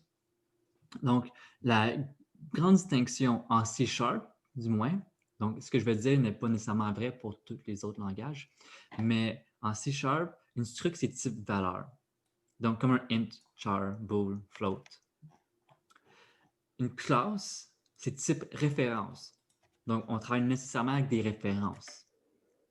C'est pour ça que lorsqu'on envoie des objets de classe à des fonctions, on voit rarement le mot-clé ref, parce que c'est déjà par défaut envoyé par référence, parce que les types qui sont des classes sont des références. On manipule des références par défaut. Donc, si je crée une classe foo, et après ça, je déclare des variables de ce type-là, mes variables sont réellement des références à des objets fous en mémoire. Si j'avais la struct foo, là, ça travaille plus comme des int. Fait que le type foo devient un petit peu plus comme des int, des floats, des chars, des bools, etc. Où nous avons directement l'objet. Donc, une variable de type foo serait directement l'objet ou directement la valeur, et non une référence vers un objet ou non une référence vers une valeur en la mémoire. Et justement, là, si je veux envoyer un objet foo qui est struct à une fonction, ben, ça va l'envoyer par copie, par défaut. Ça va copier l'original. Et dans la fonction, je vais avoir une copie. Si je la modifie, je modifie une copie. Si je l'envoie par ref, donc on parle encore d'une struct ici, si j'envoie mon type struct en référence, avec le mot-clé ref, comme vous avez vu sûrement en 201 même, Là, ce n'est pas envoyé par copie. Si je change l'objet dans la fonction, je change aussi, entre guillemets, l'original. Donc, c'est ça la grande distinction. C'est ce que avons-nous un type valeur ou un type par copie, on peut appeler ça de même aussi, ou avions-nous un type par référence? La raison pour laquelle on veut sélectionner des structs par-dessus des classes, c'est que si nous avons un objet vraiment, vraiment simple, comme ici, .2D, c'est juste 2 floats. La règle d'or, c'est d'utiliser une struct. Et puis, il y a des arguments, il y a des raisons vraiment intéressantes. Il y a plein de discussions que nous pouvons avoir pour ça. Moi, je l'ai fait au début de 202, mais je sais que ce n'est pas tous les enseignants qui ont pris la peine de le faire. Parce qu'il y a tellement de choses à voir en 202 que des fois, il faut juste sélectionner nos combats. C'est très compréhensible. Mais j'ai peut-être de quoi... Je ferais peut-être vous envoyer un article là-dessus que j'ai écrit dans le passé pour ceux qui sont intéressés de mieux comprendre la distinction entre struct et classe, pourquoi nous pouvons sélectionner struct contre classe et vice-versa. Mais vraiment au minimum pour le cégep.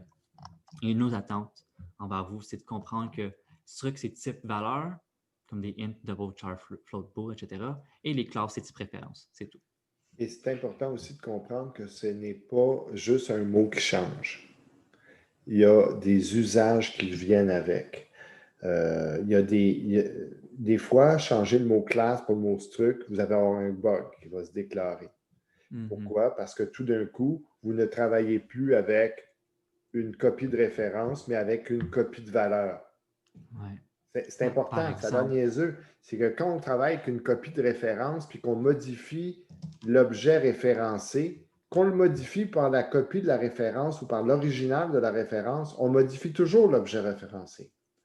Ouais. Mais si j'ai un type valeur et que je pense que je le manipule comme un objet de référence, c'est-à-dire que je peux modifier juste une copie et ne jamais modifier l'original. Alors donc, il faut toujours faire attention. Et il y a également certaines limitations sur les structs. Elles vont apparaître dans ce TP-là. Il y a des choses que vous ne pourrez pas mettre en struct. Par exemple, moi, mon nœud, le nœud que j'ai choisi de créer, j'ai mis un lien vers le nœud précédent. Bien, dans une struct en C#, on ne peut pas faire de récursion. Alors donc, si vous tentez de mettre le mot struct, il va vous dire « Hey, tu n'as pas le droit ». Alors donc, il faut faire attention, mais la struct, il faut apprendre à l'utiliser parce que c'est super pratique, c'est super efficace et c'est un bel outil à mettre dans votre boîte à outils. Oui. Et vous voyez une autre contrainte ici que je viens de penser. Un int, ça ne peut pas être nul. Un float, ça ne peut pas être nul. Un bool, ça ne peut pas être nul. C'est incohérent.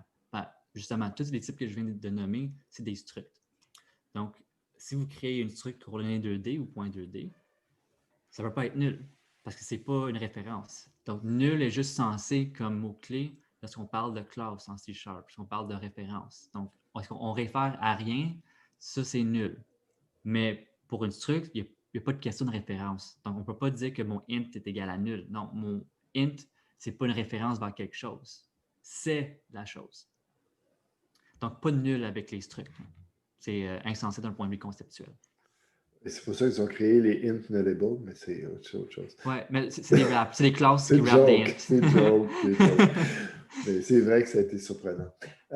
OK, j'ai corrigé mon bug. Pour que ça soit plus joli, j'avais oublié de changer le calcul de la longueur du chemin. Alors, regardons. Donc, on repart à nouveau à partir de ma map et on voit que j'ai essayé de chercher un chemin symbolisé par les O, les petits O. C'est le chemin qui a suivi. Bon, on voit que mon chemin, il n'est pas poétique, hein? Tu sais, il ne va pas faire le tour de tous les obstacles. Non. Il vise quand même une certaine optimalité dans le breadth first. Donc, il ne tourne pas avant d'avoir une raison de tourner. On le voit ici, puis il descend, puis même chose.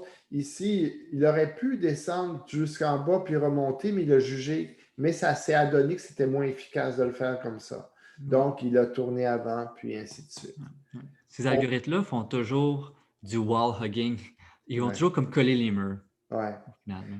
Alors, c'est pas joli, puis ça semble. Un des problèmes qu'il y a avec ça, c'est que ça fait des algorithmes de déplacement peu naturels.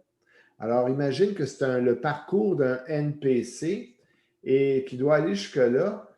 C'est peu naturel qu'ils agissent comme ça. Ça va donner des looks un petit peu robotiques. Par contre, c'est vrai que c'est le meilleur chemin, sans doute, ici. 352 nœuds vérifiés, 5,223 millisecondes, 48. Bon, ça, c'était pour le breadth first. Recherche en largeur. J'ai codé la recherche en profondeur. Là, je vais être honnête avec vous. Euh, je dois avoir changé 3 mots dans mon algorithme pour que ça devienne une recherche en profondeur. Je pense que j'ai passé d'une queue à une stack. C'est tout. C'est tout. J'ai changé les mots queue pour les mots stack, puis mon algorithme était fait.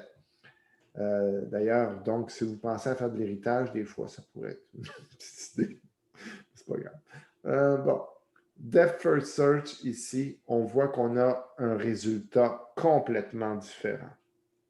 Si vous le regardez, là, cette fois-ci, il est parti dans une autre direction. Il colle mon mur. Il a choisi de faire le contour d'obstacle. Et il est arrivé. Temps d'exécution, on voit les deux ici, là. Je vous présente les deux. Qu'est-ce que vous remarquez?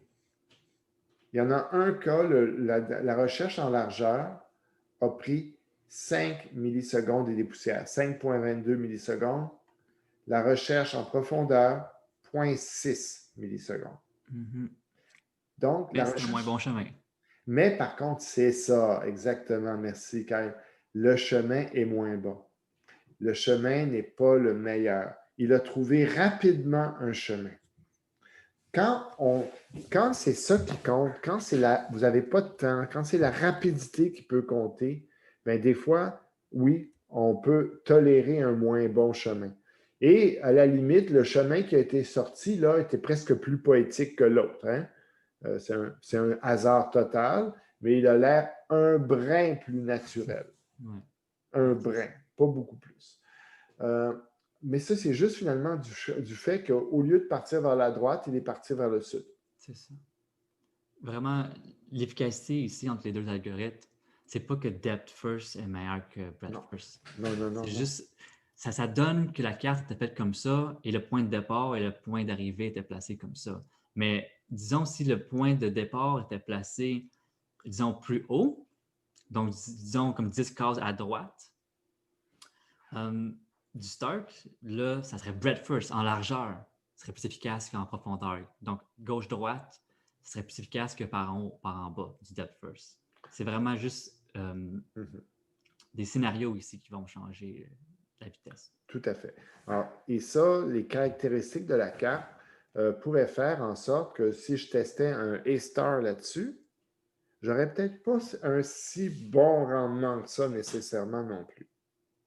Bon. Par contre, on regarde. Le premier a testé 352 nœuds avant d'arriver à une solution. Lui, il est arrivé à en tester 67 pour une solution d'une longueur de 60. C'est quand même très bien ici. Alors, de toute façon, le depth first, si on regarde les caractéristiques, c'est que, bon, dans une carte comme la nôtre, il n'y a pas de récursion, c'est correct. Il va donc trouver une solution, mais gardez en tête, elle ne sera pas optimale. Bon, et là, ce que je viens de vous présenter, essentiellement, c'est le type de sortie qu'on attend de vous. Ce n'est pas extrêmement complexe.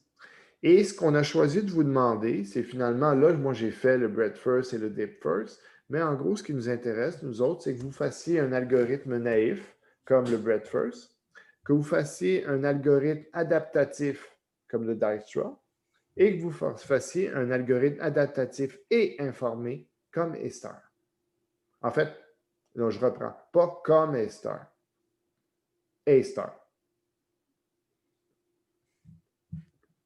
Ça va? Alors, on va vous fournir évidemment un petit énoncé d'ici le début de la semaine prochaine, mais vous savez sur quoi partir.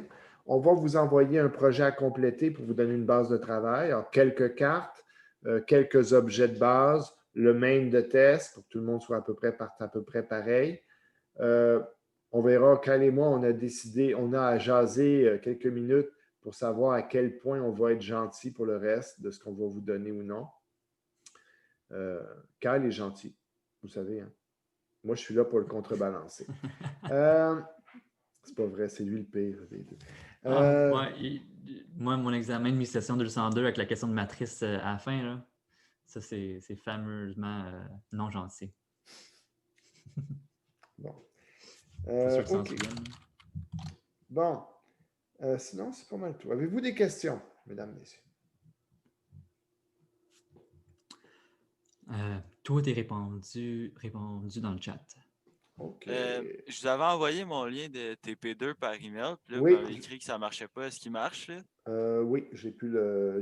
Attends une minute. Je dis ça. Tu me donnes une seconde. Je fais juste.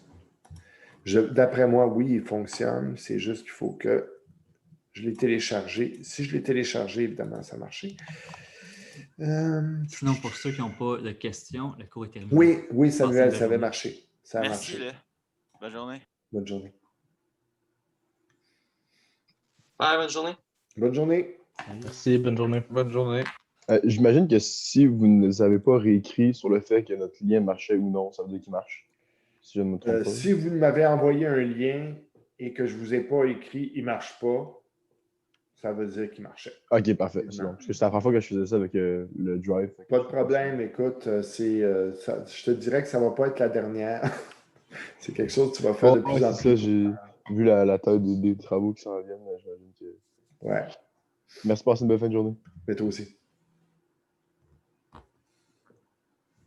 J'ai une question là. J'ai pas vraiment compris le TP. En tout cas, le TP, vous allez nous envoyer un énoncé qui va nous expliquer quoi faire et tout. Ouais, ou mon cher. comme coder tout à partir de. Absolument. On va rédiger quelque chose short and sweet et on va vous envoyer ça. Et on va de toute façon être disponible pour répondre à vos questions. Ok, ouais. Ouais, je comprenais pas parce que j'étais comme, ok, on n'a pas vraiment trop vu comment coder un logarithme comme ça. Ben, en fait, Ce que vous nous avez présenté, c'était quoi? Mais on n'avait pas vraiment vu comment le coder. c'est ça. Il va falloir que tu travailles un peu, mon cher. Ouais, ok. Tu n'as pas de Unity à faire, mais tu as de la recherche à faire. Ok, ouais. OK? Ouais, c'est bon. Comprends ce que tu veux. Moi, j'aurais une question par rapport à comment trouver le chemin à effectuer pour arriver au but. Là. Parce que dans le fond, on essaie de trouver le but, mais comment on fait pour revenir par en arrière? Comment il fait pour ça? Tiens. OK. Il y a plusieurs stratégies. Alors, une des stratégies, c'est que quand tu explores un nœud, dans ton nœud, tu as une espèce de petit espace dans lequel tu as une indication pour savoir d'où tu viens. C'est-à-dire que, par exemple, moi, je suis le nœud.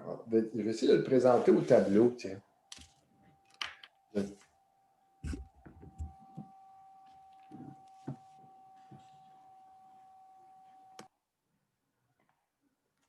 Ah, puis non, je pense que ça ne serait pas une bonne idée. De toute façon, on va le présenter un peu dans le TP, j'ai l'impression, mais dans ton nœud, imagine que, je ne sais pas, tu as un point de départ dans ta grille. Là, de ce point de départ-là, tu veux explorer les nœuds aux alentours. Alors là, tu arrives sur le nœud qui est directement à l'est, par exemple. Bien, toi, tu vas te garder dans ton nœud une information qui te dit « Je viens de telle place ». Tu vois? Ce qu'on appelle le précurseur, c'est-à-dire l'information qui permet de relier un nœud visité au nœud qui lui a demandé d'être visité. Mais c'est parce que me semble que si on fait ça, normalement, mettons, le premier que vous nous avez montré, là, il marche en spirale puis il grossit de plus en plus. Fait que si ça serait comme la case antérieure, ça ferait, puis il retourne par en arrière, ça ferait quasiment encore une spirale, non? Oui, mais n'oublie pas, il va juste conserver, il ne va pas nécessairement partir tous les nœuds. Il va juste conserver il va juste faire ça pour un nœud qui n'a jamais été visité. OK. Alors, à un moment donné, c'est bien beau dire, oui, on explore plein de chemins, mais il y en a un qui va arriver au but. Et c'est à partir du chemin où tu es arrivé au but que là, tu te dis, OK, de là, je viens de où? Alors là, tu arrives à un nœud. Alors là, ce nœud-là, il a conservé, il venait de où? Alors là, on y va. Et ainsi de suite. Alors, si tu veux, chaque nœud conserve l'information sur le nœud qui lui a demandé d'être visité. Et il peut juste en avoir un. C'est-à-dire que si un nœud a déjà été visité, il ne va pas être revisité une deuxième fois. Donc, dès qu'un nœud a été visité, il contient l'information sur le nœud qui lui a demandé d'être visité. Donc, le nœud d'avant. Ouais, mais c'est ça, j'ai juste de la misère à me visualiser comment il peut savoir ce que... Je passe au tableau, OK? OK, merci.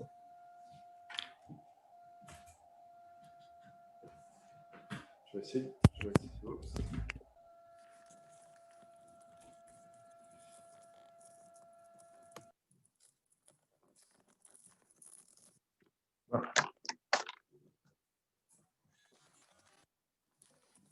OK, est-ce que vous m'entendez? Oh, non, non, non, non, non.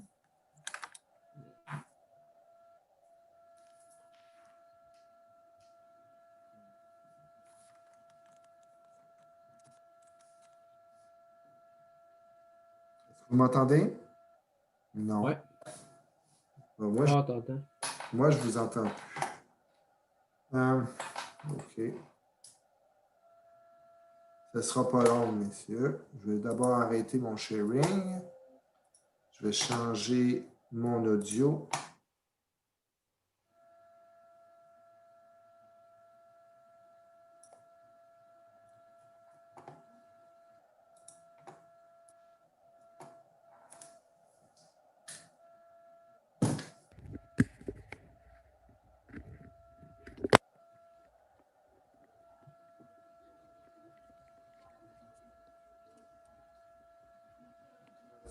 Petite gaffe. Bon. Est-ce que vous pouvez me parler? Que je vois si j'entends. OK? Allô? Allô? C'est bon? Parfait. Merci. J'ai récupéré mon système. Donc, je vais passer au tableau et je remonte ça. OK.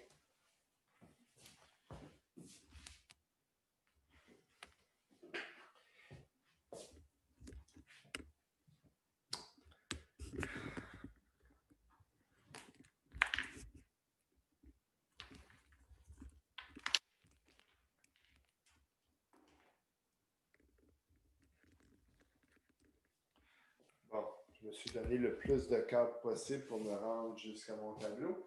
Alors, imaginons qu'on a une grille quelconque.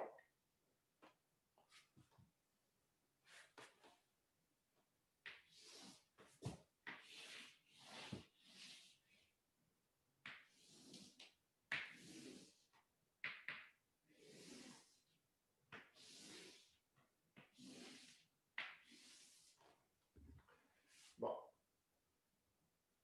Moi, je suis ici. Je pars de ce point-là. Ça, c'est ma source. Je veux aller jusque-là. Ça va jusqu'à présent. Là, ici, je vais explorer deux cases. Alors, je demande à explorer celle-là. Eh bien, celle-là, elle va se souvenir, dans une de ces espaces du nœud, elle va se souvenir que c'est elle qui l'a appelé. Même chose ici, quand lui va visiter lui va se souvenir que c'est elle. Ça va? Oui. Alors là, je continue. Mettons que je vais faire lui. On va dire que je fais un parcours en largeur. En largeur, je vais faire ces deux-là avant de faire autre chose. Mais là, je visite lui, je lui dis, OK, je veux aller visiter quoi? Mais je veux aller visiter lui. Et lui va se souvenir éventuellement qu'il a été visité par lui. Là, je vais visiter lui. Et lui se souvient que, il a été visité par lui. Ça va jusqu'à présent? Oui. Là, j'arrive à lui. Parce que là, d'abord, ça, c'était le premier que je faisais. Là, ça va être le deuxième. Alors là, j'arrive ici. Je veux visiter lui. Et là, je regarde. Ben non, il a déjà été visité. Ça pointe, ça m'amène déjà ailleurs. OK. Alors, je ne vais pas le visiter. Je vais aller visiter lui à la place. Seulement. Et lui, je me souviens, je me suis visité lui. Bon. Alors là, maintenant que j'ai fait mes deux premiers, mais là, je fais les prochains.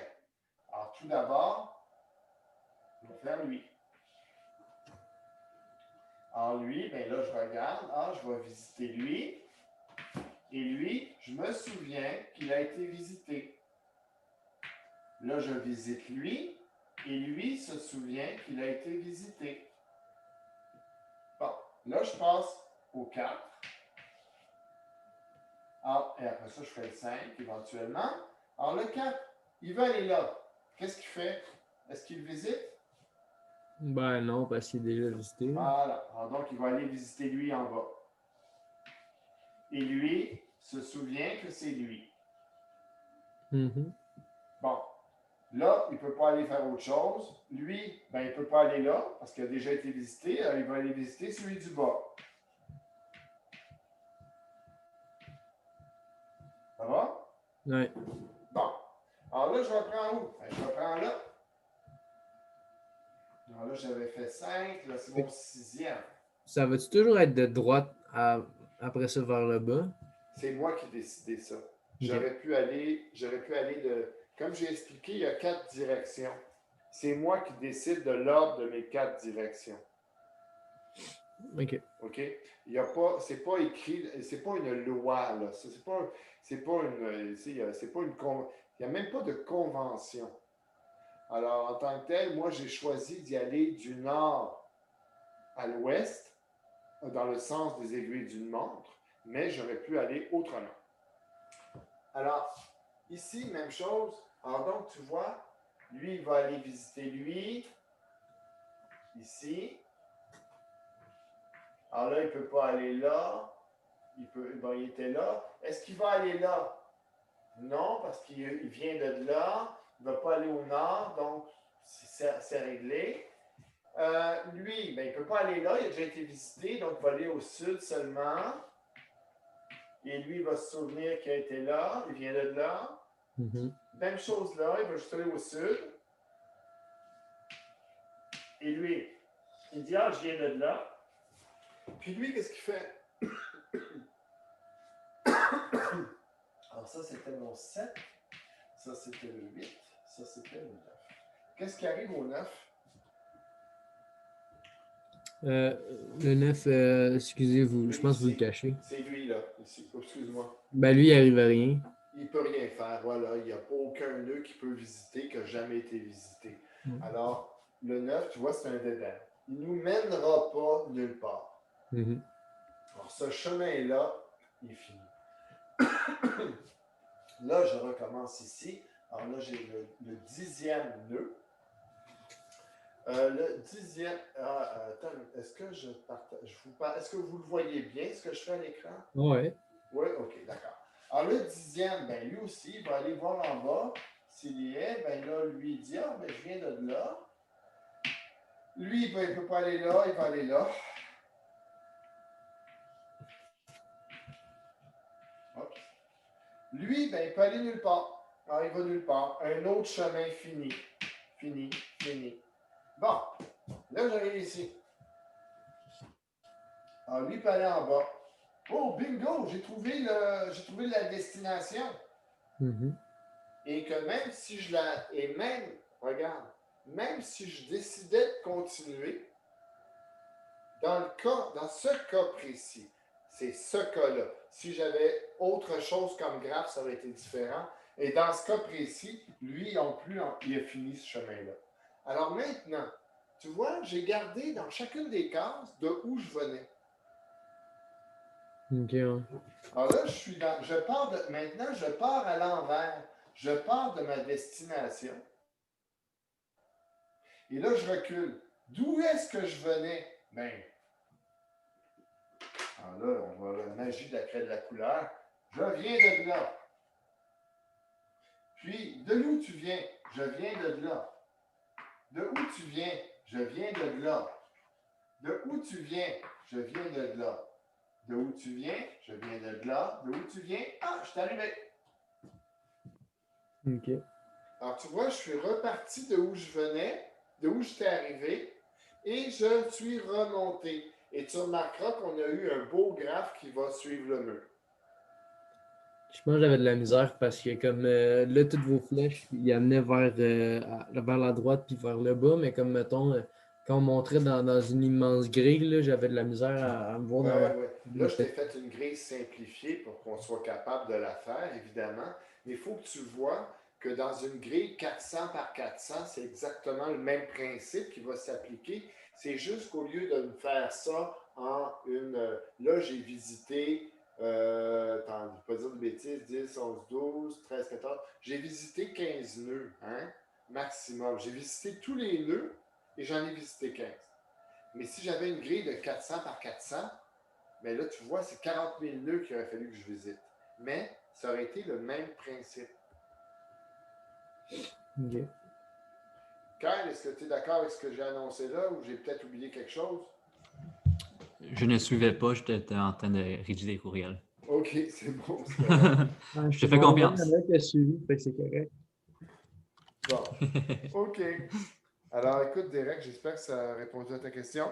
Ouais, merci. Merci beaucoup. Bon, salut.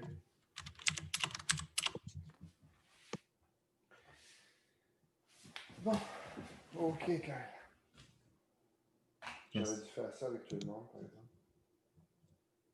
Ben, c'est enregistré, hein? Donc, Ouais. OK. tu vas pouvoir, on pourra garder puis dire à tout le monde de regarder ça. Ouais.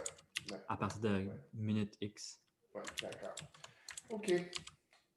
Alors, bonsoir tout le monde. Ceci est la fin de l'enregistrement.